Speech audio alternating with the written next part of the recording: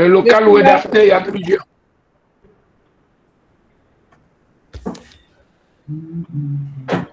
Vas-y, président, vas-y. Très bien, d'accord.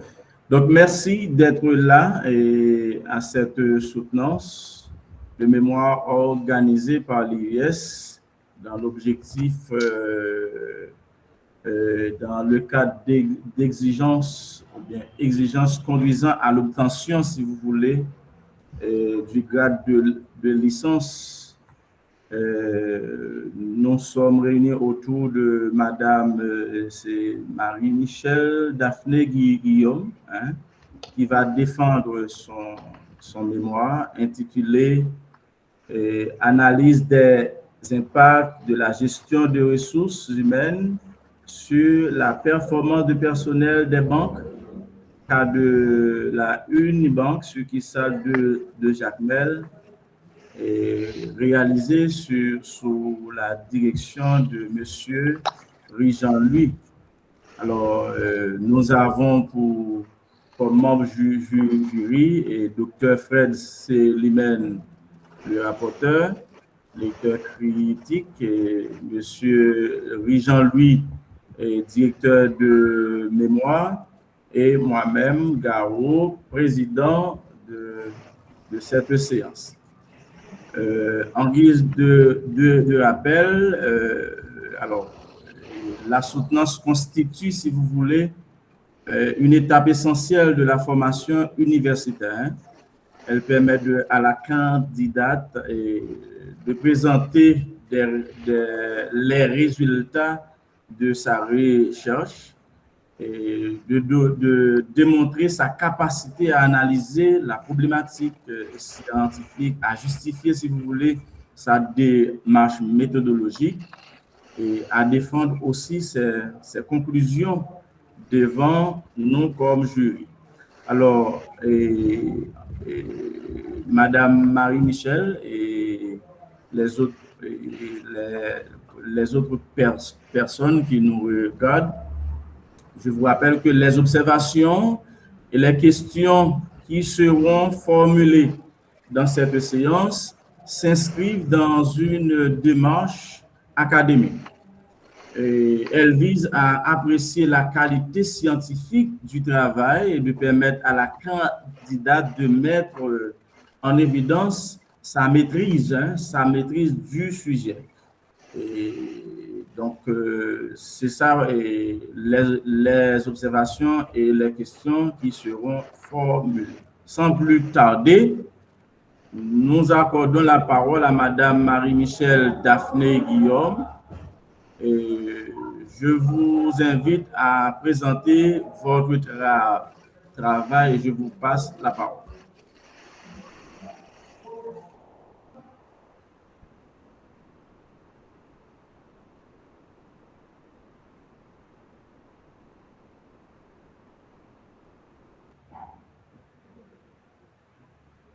Madame Marie-Michel,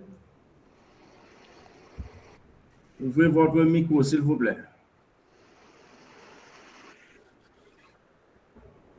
Je vous prie d'ouvrir votre micro. Messieurs les membres du jury, mesdames et messieurs, chers assistants, bonsoir. J'ai l'honneur de me présenter devant vous cet après-midi pour soutenir mon mémoire de études ayant pour thème analyse des impacts de la gestion des ressources humaines sur la performance du personnel des banques, cas de la Unibank, succursale de Jacmel 2020-2024. Juste avant de commencer cette présentation, je tiens à adresser mes sincères remerciements aux membres du jury pour leur disponibilité et l'attention qu'ils accorderont à ce travail. J'exprime également ma profonde gratitude à mon directeur de mémoire pour son encadrement, ses conseils et son accompagnement tout au long de cette recherche. Permettez-moi de vous présenter le plan de mon travail. Nous avons l'introduction, la problématique, la méthodologie, le cadre théorique, les résultats, les recommandations et enfin la conclusion. Dans un contexte marqué par une concurrence de plus en plus forte, les organisations reconnaissent aujourd'hui que les principales richesses résident de leur capital humain. La performance d'une entreprise dépend plus uniquement de ses ressources financières ou matérielles, mais également de sa capacité à recruter, former, motiver et valoriser son personnel. Cette réalité est particulièrement visible dans le secteur bancaire, où la qualité de service repose largement sur les compétences, la motivation et l'engagement des employés. Durant la période post-Covid, entre 2020 et 2024, les banques haïtiennes ont évolué dans un environnement économique difficile. À la succursale de Jacmel, certaines observations, notamment les files d'attente et les délais de service, ont suscité des interrogations quant à l'efficacité de la gestion des ressources humaines. Messieurs les membres du jury, mesdames et messieurs, chers assistants, compte tenu de cet objectif, cette recherche a été réalisée afin d'analyser les impacts de la gestion des ressources humaines sur la performance du personnel bancaire. Avant de formuler la question principale de cette recherche, il convient de rappeler brièvement son contexte, sa justification et sa pertinence. Entre 2020 et 2020, le secteur haïtien a évolué dans un environnement marqué par des difficultés économiques, une concurrence accrue et des exigences connaissances de la clientèle. Dans ce contexte, les banques doivent pouvoir compter sur un personnel compétent, motivé et performant afin d'assurer la qualité du service. Donc, le choix de ce sujet se justifie par l'importance grandissante de la gestion des ressources humaines dans l'amélioration de la performance des organisations.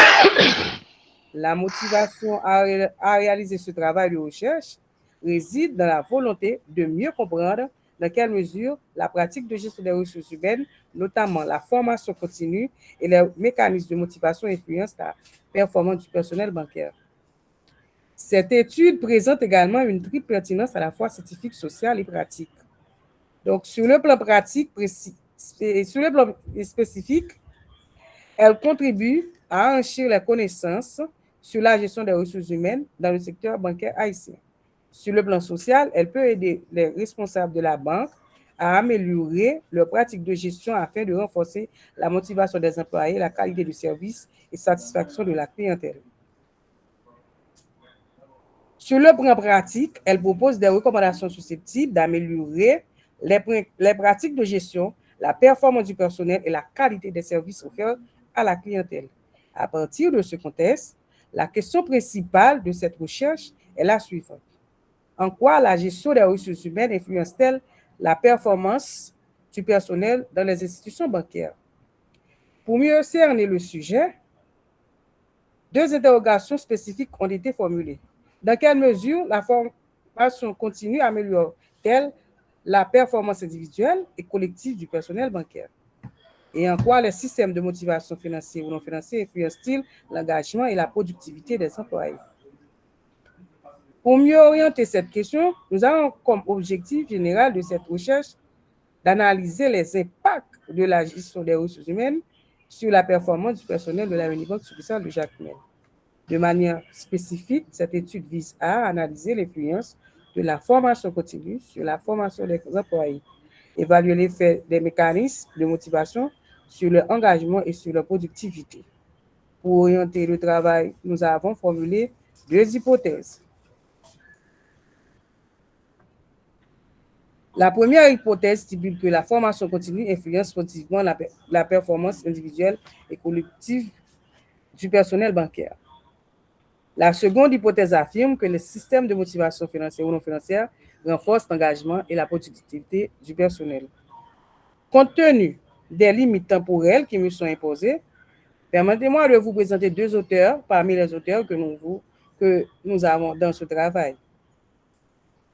On a Frédéric Esberg qui explique que la motivation dépend des facteurs d'hygiène et des facteurs de satisfaction.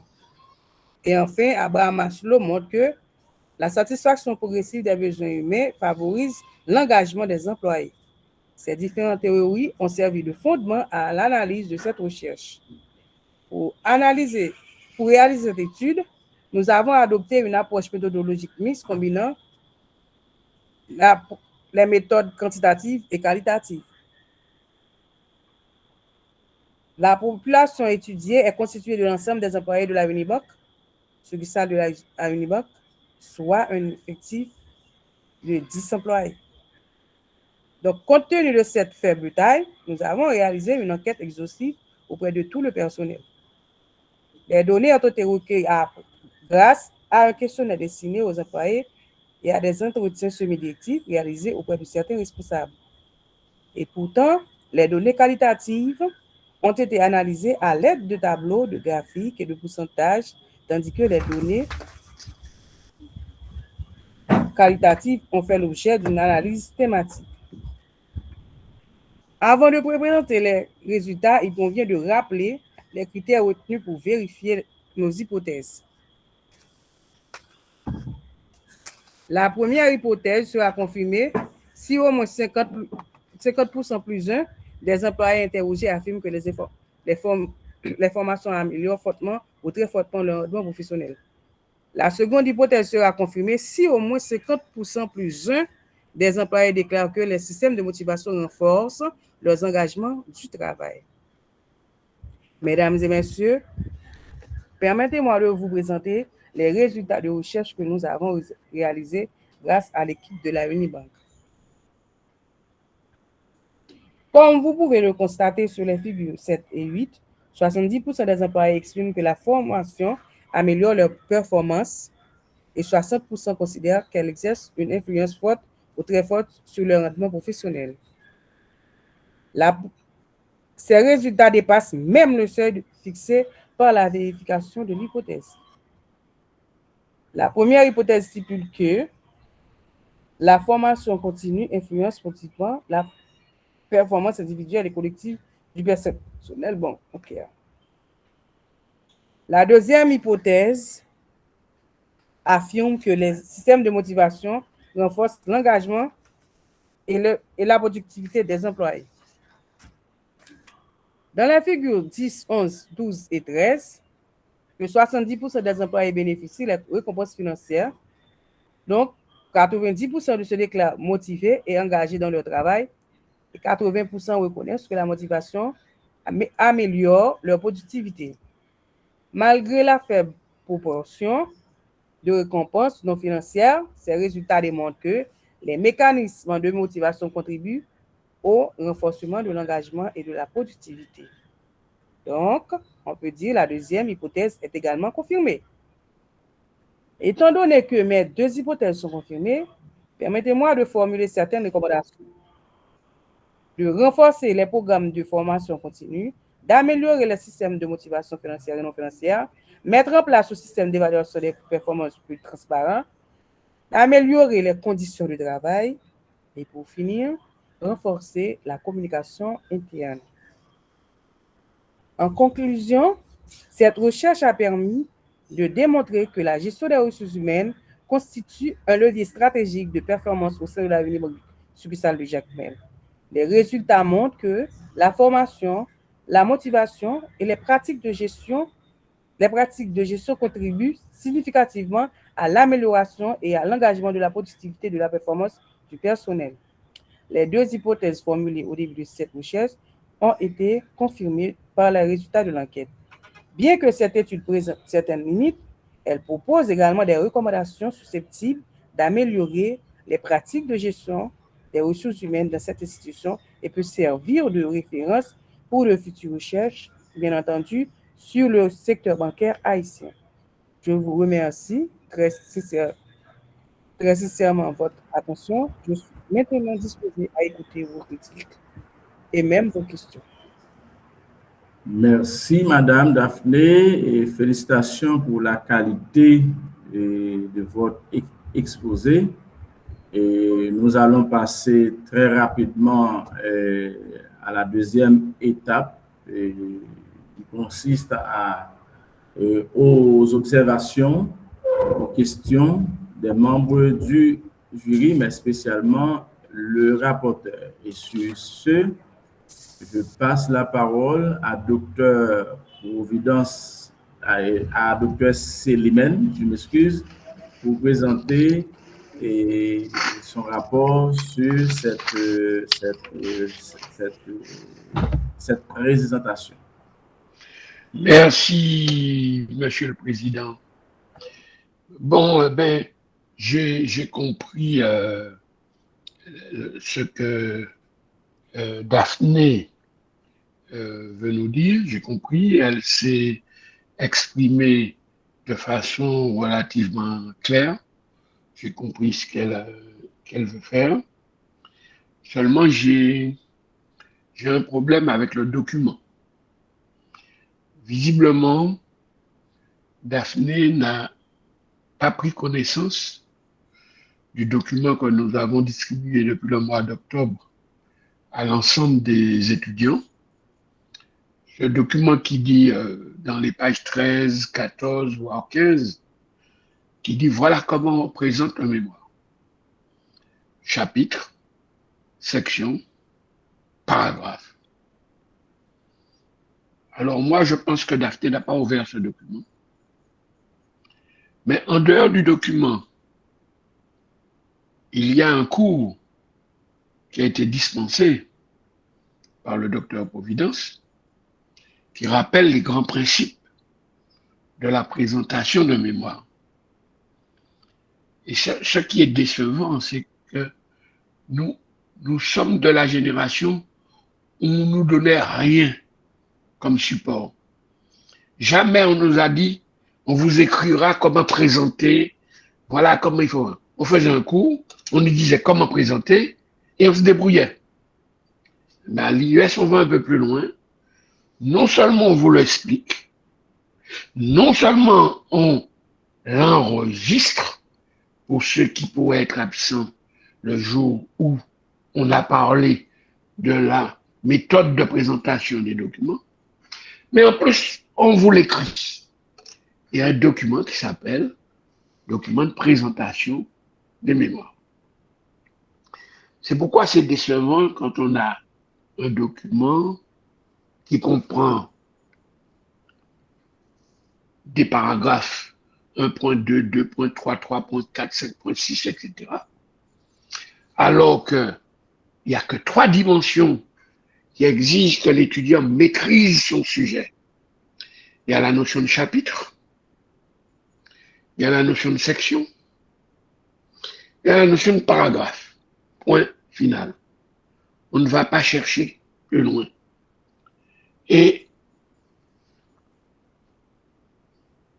je reste toujours sur la forme, parce que la forme rebute un peu. La forme rebute. Et je constate que Daphné a oublié la notion de grand 1, grand 2, grand 3 qui est dans le document, qui lui impose de maîtriser son objet pour pouvoir le synthétiser. Parce que la notion de synthèse, c'est le premier indicateur de la compréhension du sujet. Quelqu'un qui arrive à faire une bonne synthèse, c'est quelqu'un qui a compris le sujet, l'objet qu'il traite.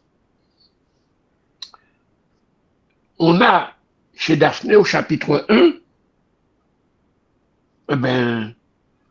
des sections avec 9 paragraphes, un autre avec 8 paragraphes, un autre avec 15 paragraphes. Ça c'est dans la section 1 du chapitre 1. 15 paragraphes. Ça prouve que tu ne maîtrises pas l'objet de façon à synthétiser ça dans un nombre de paragraphes. Mais attention, au chapitre 2, on pourrait penser qu'elle ferait la même chose, ou en tout cas, qu'elle nous donnerait la moitié de 15. Pas du tout. Au chapitre 2, on n'a que 3 paragraphes. Point. 3 paragraphes. Et au chapitre 3, il n'y a pas de section du tout. La section n'existe pas dans le chapitre 3. Il y a juste 9 paragraphes organisés et 15 figures qui ne relèvent d'aucun paragraphe, d'aucune section. 15 figures. Donc, tu vois bien que ton travail est un véritable désordre. Un véritable désordre. Et tu dois reprendre ton travail, le posséder, le maîtriser, regarder ce qu'on te demande dans le document de présentation des mémoires pour t'assurer que tu es dans la bonne voie. Parce que on ne pourra pas t'attribuer un diplôme avec un document rédigé avec un tel déséquilibre. Parce que c'est vraiment un travail du déséquilibre. Entre le chapitre 1, le chapitre 2, le chapitre 3, il y a un véritable déséquilibre. Ta bibliographie ne respecte pas les règles indiquées. Hein? La règle à pas que nous utilisons chez nous. Approche-toi de tes camarades qui ont peut-être suivi le cours de rédaction de mémoire.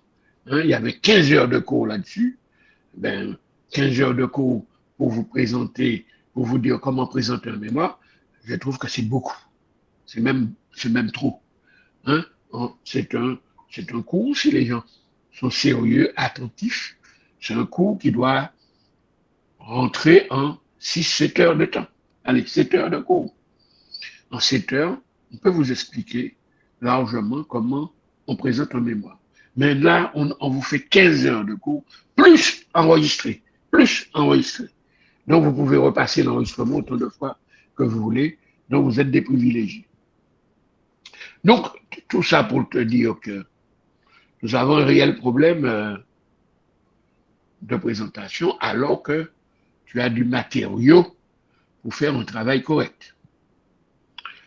Pour passer un peu à un peu de fond, j'aurais aimé que tu discutes de ton travail un peu, avec un peu de fond. Tu as donné comme réponse à tes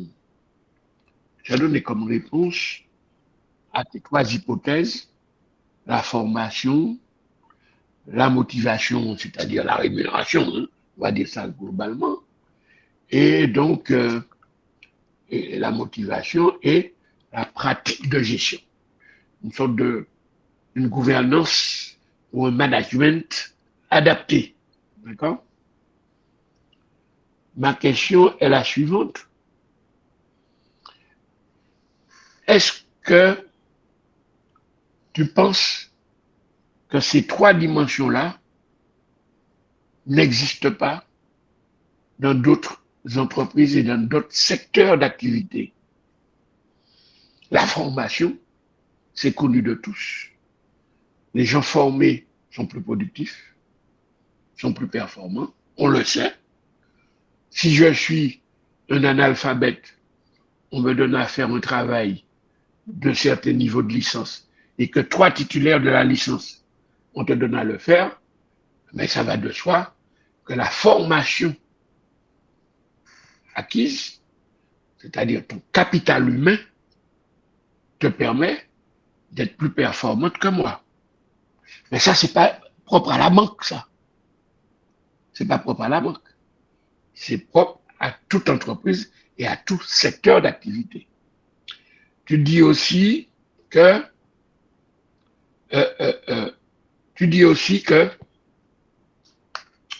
la motivation, quand on dit motivation dans le domaine salarial, on parle d'argent.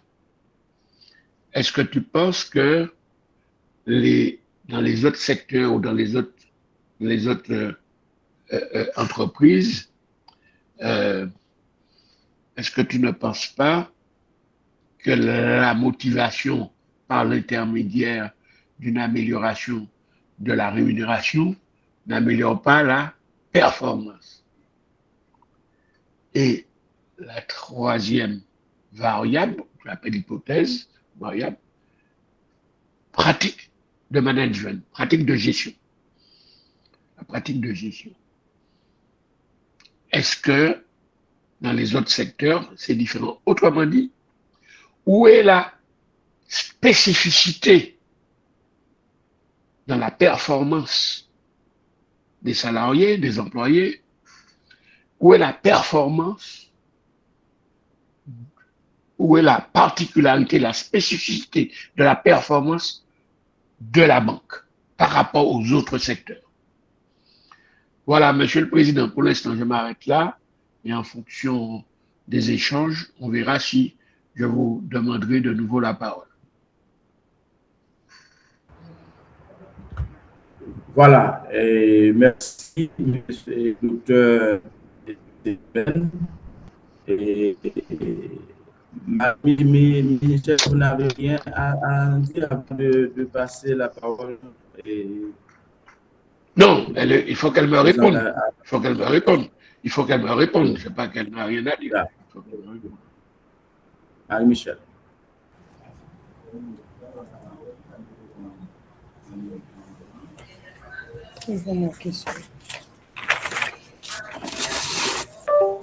Bonsoir, M. Célimène. Bonsoir. Merci pour vos remarques. Pour la première question,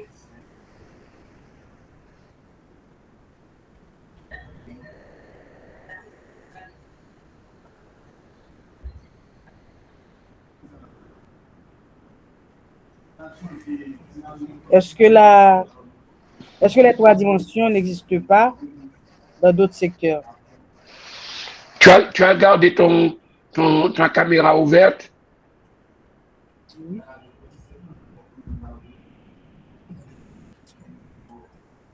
Allô? Je te demande, est-ce que tu as gardé ta caméra ouverte? Oui. Ah bon, parce que je ne te vois pas. Oui. Vous venez de me poser une question. Oui, bien sûr. Est-ce que les trois dimensions n'existent pas dans d'autres secteurs? Oui, les trois dimensions existent dans les autres secteurs. Et alors, quelle est la particularité, la spécificité de la banque? Et la motivation, la performance. Oui, les trois dimensions, tu le dis, existent dans tous les secteurs. Toi, tu as travaillé sur la banque et particulièrement sur une banque bien précise. Quelle est la spécificité de la banque par rapport à ces trois dimensions? Formation, motivation, pratique de gestion. Seulement la banque. Je ne sais pas pour les autres entreprises. Étant donné que je travaille à la banque, c'est ça que je veux dire. Oui, je comprends bien que tu as pris comme exemple la banque. Mais est-ce que tu penses que ça ne concerne les trois variables que tu as mis en avant? Est-ce que tu penses que ça n'existe pour améliorer la performance des employés? Est-ce que tu penses que ça n'existe pas ailleurs? Oui. Et si tu... Bon, alors, si ça existe ailleurs et que tu l'as fait sur la banque, quelle est la particularité, la spécificité des banques? Ou bien, si tu préfères, pourquoi avoir travaillé sur la banque et pas sur l'ensemble des entreprises ou l'ensemble des secteurs? Ou en prenant 2-3 secteurs comme élément de comparaison. Parce que les services sociaux de la banque dépendent de la ressource humaine. De la ressource humaine, les services sociaux de la banque. Je ne sais pas pour les autres institutions. Justement, je te dis, ce qui serait intéressant dans ton travail. Les services offerts de la banque reposent sur la gestion des ressources humaines. Pas seulement à la banque, pas seulement dans les banques. on pourrait dire que dans 90% des entreprises, le travail repose sur les ressources humaines. Moi, je crois que puisque ces variables-là, ce sont des variables évidentes, comme je t'ai expliqué, la formation. La formation, il est évident que la formation, on est à l'université. Nous sommes mal placés pour dire que la formation n'améliore pas la performance de salarié. C'est ce que le comble. C'est ce que le comble si on disait le contraire. Si on disait que la formation ne joue aucun rôle. D'accord? Donc, moi, j'aurais préféré que soit que tu nous donnes la spécificité de cette entreprise par rapport aux autres qui, avec ces mêmes 3 variables, constatent l'amélioration de la performance de leurs salariés, ou bien que tu fasses une analyse comparative avec le secteur bancaire ou avec un secteur agricole ou industriel ou un autre secteur des services comme les TIC, et puis que tu nous dises, dans le secteur bancaire, la variable la plus intéressante, la plus significative, la variable qui impacte le plus significativement la performance des salariés, et bien dans le secteur bancaire, c'est plutôt la motivation financière. Dans le secteur de l'industrie, c'est plutôt la formation. Dans le secteur de l'habillement, c'est plutôt la gestion, la pratique de gestion, le management des ressources humaines, etc. Parce que tu nous as donné 3 variables. Les 3 variables, honnêtement, passent partout, dans toutes les entreprises et dans tous les secteurs. Est-ce que tu comprends au moins le problème de fond qu'on te soulève?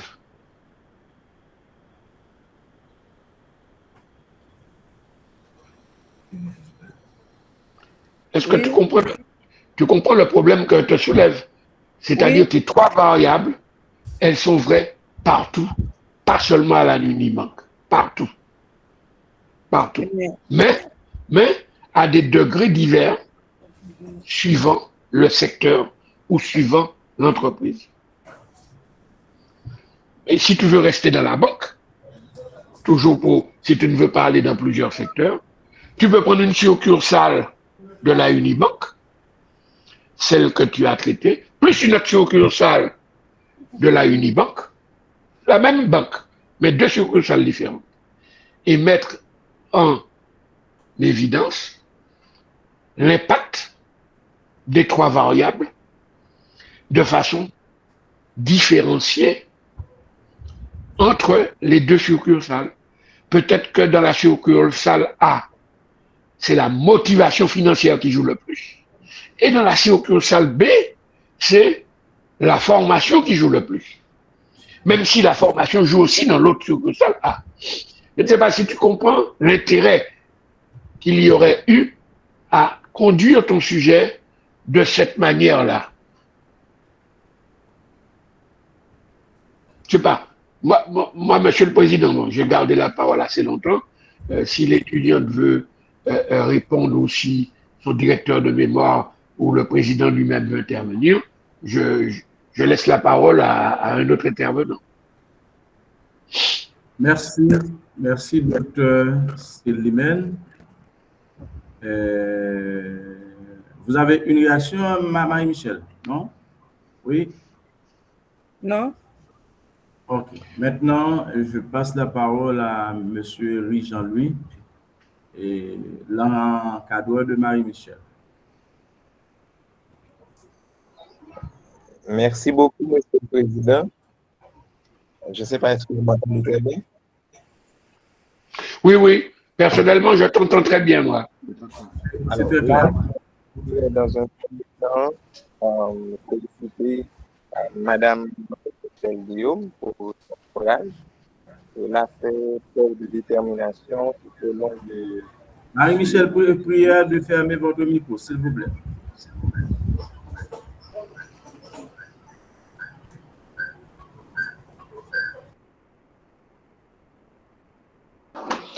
Voilà, c'est bon maintenant. Alors, Oui, je voudrais oui. féliciter Madame Guillaume pour les sacrifices qu'elle a dû consentir pour mener à bien ce travail. Bon, comme je l'ai toujours dit, il n'y a pas de travail scientifique parfait. Donc, elle va prendre en compte les remarques qui ont été formulées par le rapporteur afin de pouvoir soumettre un travail définitif pour surtout améliorer la qualité de son travail. Je voudrais aussi souligner en fait certaines difficultés qu'elle a rencontrées, particulièrement des problèmes liés à sa santé depuis pratiquement les derniers jours. Bon, j'avais certaines inquiétudes. Je croyais qu'elle n'allait pas pu faire sa présentation aujourd'hui, mais elle s'est armée suffisamment de courage pour la présentation et je la félicite en ce sens. En fait, je comprends certaines failles qui sont liées, je dirais, à la prise en compte du canevas de l'IUS, peut-être qui n'ont pas été respectées. Donc, je crois qu'elle a noté toutes ces remarques, les remarques qui sont surtout liées à la présentation des sections, à l'équilibre dans le document. En fait, ces remarques-là sont notées, mais je veux surtout souligner, en fait, en ce qui concerne les questions que Monsieur Céline, alors le rapporteur, hein, les questions qu'il a posées. Donc, je m'attendais à beaucoup plus de réactions de la part de Madame Guillaume, mais malheureusement, elle a vraiment des difficultés. Et moi, je ne peux pas répondre à sa place, c'est la règle. Je ne peux pas répondre à sa place. Donc, tout simplement, je souhaite que Madame Guillaume prenne en considération ces remarques pour qu'elle puisse améliorer la qualité de son travail, hein, pour qu'elle puisse soumettre un travail définitif.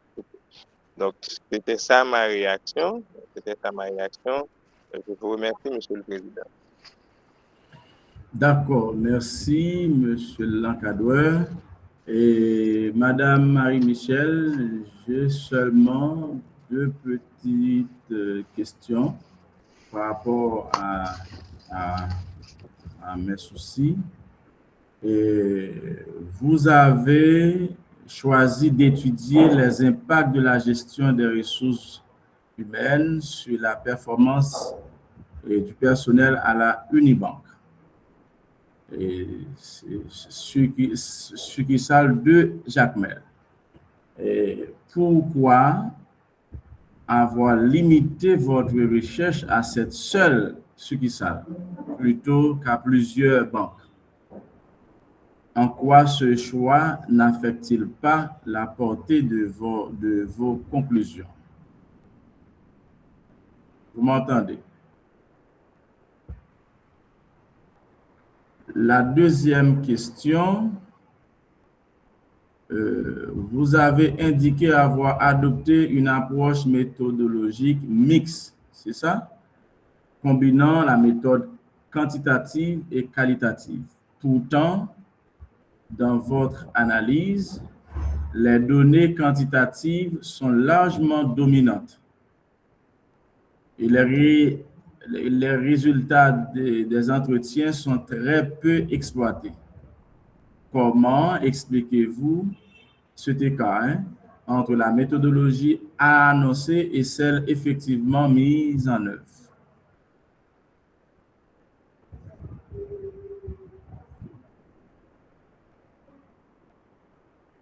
Madame Marie-Michel?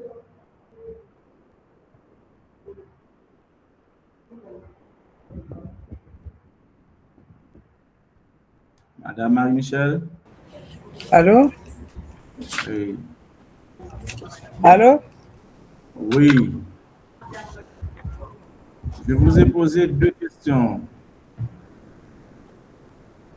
Problème de temps, puisque je travaille. Pour la première question, c'est problème de temps, puisque je travaille de 8h à 6h.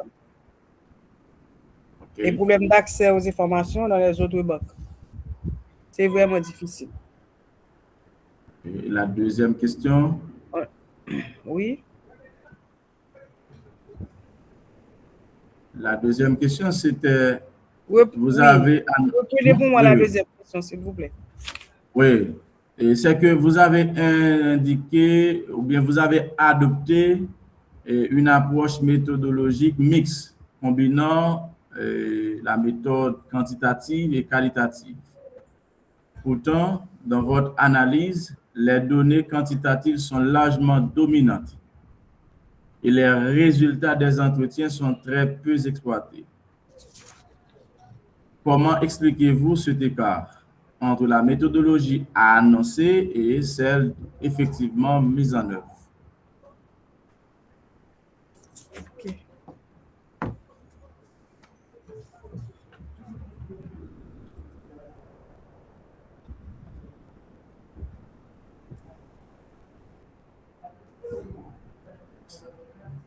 C'est OK? Allô? Allô? Est-ce que vous m'avez écouté? Oui, oui. Allô?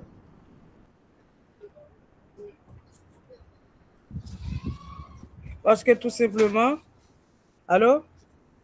Oui, oui, oui, je vous écoute. Allô? Oui, je vous écoute, je vous écoute. Oui, c'est parce que la seconde hypothèse sera confirmée si au moins 50% plus des employés déclarent que les systèmes de motivation renforcent leurs engagements au travail.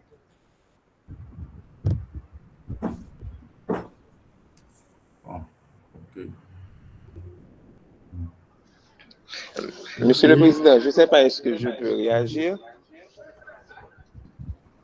Oui, docteur, oui, Monsieur Rijan. Alors, en fait, même si elle a précisé dans le cadre méthodologique en fait, qu'elle allait adopter une approche mixte, combinant en fait la méthode qualitative et la méthode quantitative, mais compte tenu des conditions qu'elle a posées pour la vérification des hypothèses. Donc, si vous regardez bien, elle a posé les conditions de la majorité absolue. Elle a posé comme condition que ces hypothèses seront confirmées, c'est si au moins 50% plus 1. C'est-à-dire, elle a avancé des données chiffrées. Et c'est pourquoi que vous allez voir que dans son travail, l'approche quantitative est beaucoup plus dominante comparativement à la méthode qualitative. Vous voyez, donc c'est pourquoi que vous allez trouver beaucoup plus de données chiffrées dans son travail. Très bien. Alors, je vous rappelle que ces observations n'enlèvent rien à la valeur de votre démarche, mais plutôt constituent, si vous voulez, des pistes d'amélioration pour vos futurs travaux scientifiques. D'accord, Madame Marie-Michel?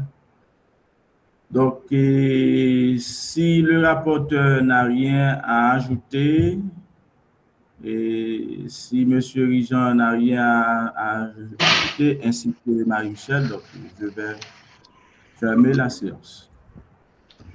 Non, Monsieur le Président, je n'ai rien à ajouter. Je voulais juste dire à Marie-Michel, c'est pas pour qu'elle fasse de nouveau le travail auprès d'autres secteurs, mais c'était juste pour lui dire que on peut envisager une telle perspective de développement de son travail en faisant une comparaison avec d'autres secteurs d'activité ou au sein de la même entreprise, comparer plusieurs succursales. Voilà. Mais elle devra prendre en compte toutes les remarques de forme qui ont été évoquées.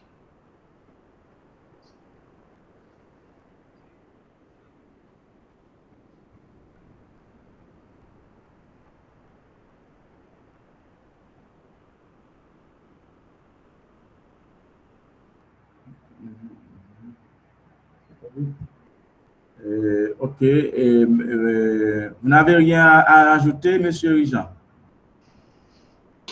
Pour moi, c'est bon, docteur. Merci. D'accord. Et Marie-Michel? Allô?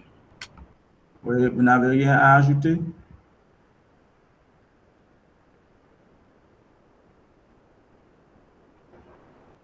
Eh bien, si vous n'avez rien à ajouter, je déclare fermer la séance.